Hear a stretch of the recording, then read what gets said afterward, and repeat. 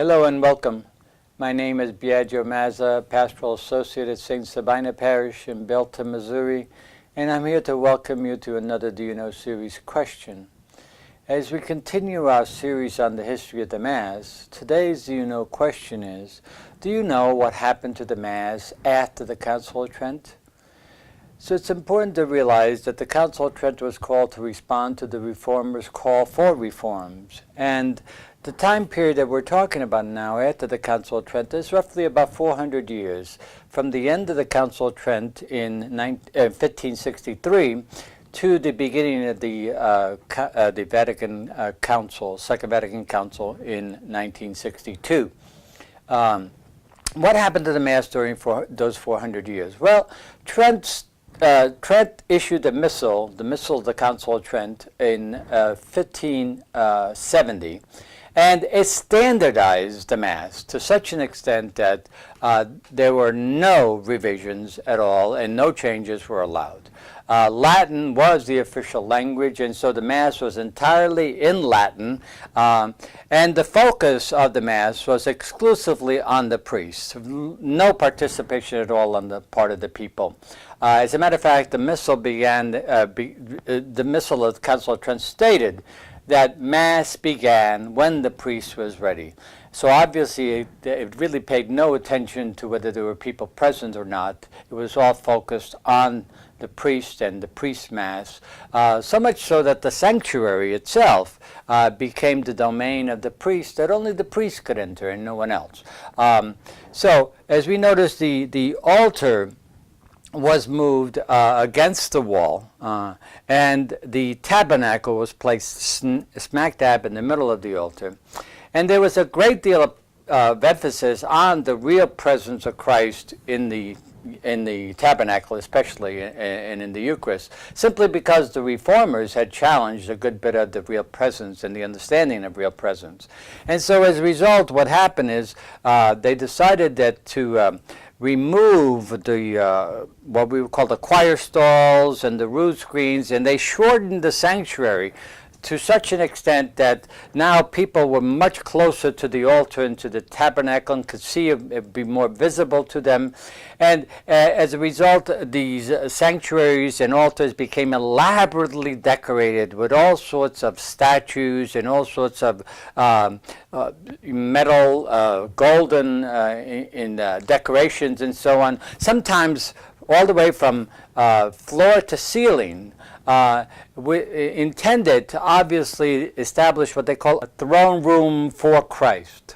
So that when you went into a church, immediately your eyes would be focused on the altar and the tabernacle, and you were to kneel down in adoration of the King who is present in the tabernacle. And so that became the focus of the sanctuary and the altar. Processions, devotions, benedictions, all these things multiplied to the nth degree, usually outside of the context of Mass. There were masses, there were low masses and high masses as well, which were different. The low masses, obviously, no participation and no actual involvement of the people at all. Everything done in silence or mumbling almost. Whereas the high masses were much more elaborate and so on.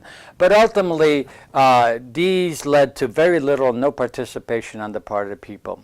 Devotion to Mary dominated this period to an nth degree, to such an extent that even it overwhelmed the devotions to the saints.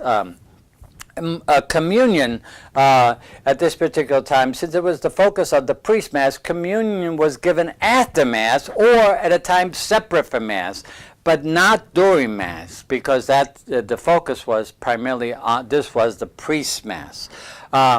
There were many side altars present and many masses going on at the same time, so multiplication of masses and so on. The side altars were all very prevalent in practically all the churches, with, as we said, all sorts of votive masses going on. By the 1800s, a number of calls had been going on for reform, a return to the noble simplicity of the Mass as opposed to all these accretions that had gone on. And there are a number of Benedictines in Europe, especially in France, Belgium, and so on, who began to experiment with a number of things that led to, the hope was to lead to a fuller participation of the people in the celebration. So they played around with music, they played around with standing and sitting. They also talked about the richness of the symbols of Mass. They even experimented with the vernacular and so on.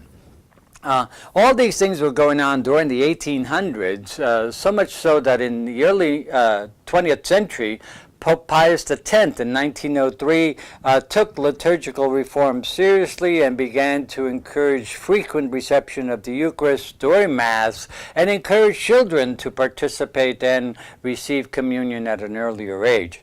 By 1947, Pope Pius XII was taking liturgical studies very seriously and really moved towards reforming a good bit of the liturgical practices.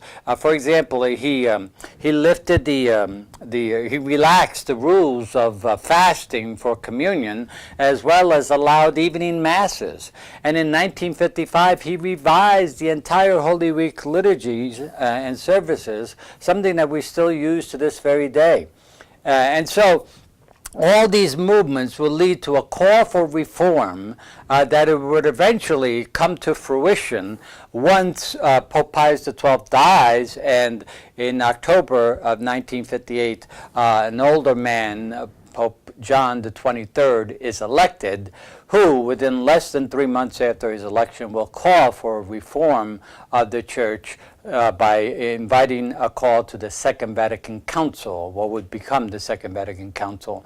And this council will take these reforms seriously and will move in the directions of reforming the liturgy in a way that most people couldn't even have imagined or fathomed before. So I hope this has helped to explain just a bit of what happened to the Mass after the Council of Trent. And I hope you'll return again as we conclude our series on the history of the Mass by focusing on the Mass as articulated by the Second Vatican Council. Thank you very much.